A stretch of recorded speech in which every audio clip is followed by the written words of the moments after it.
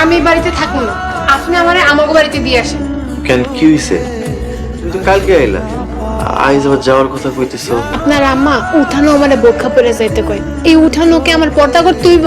বাড়ির ভিতরে পর্দা করতে হইব না, তো উঠানে গেলে অবশ্যই পর্দা করতে হইব। টিকটকে লাগলে কোন সময় দেখেন আর হ্যাঁ এসে বাড়ির উঠানে পর্দা করতে হইব।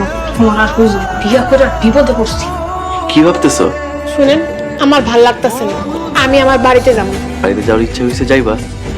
তোমার ভাইয়েরা আমার ফোন দিছিল, দুই ভাই আইতেছে, উনারা আইলে ওনাগুলোকে পাঠানোর ব্যবস্থা করতেছি। আপনি সত্যি কইতাছেন?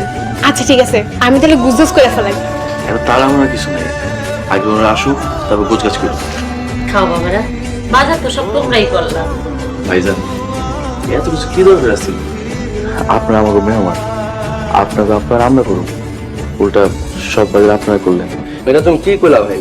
আমাকে একমাত্র আদরের ছোট কই, ওর শ্বশুর বাড়ি থেকে শালি হাতে আসা যায়?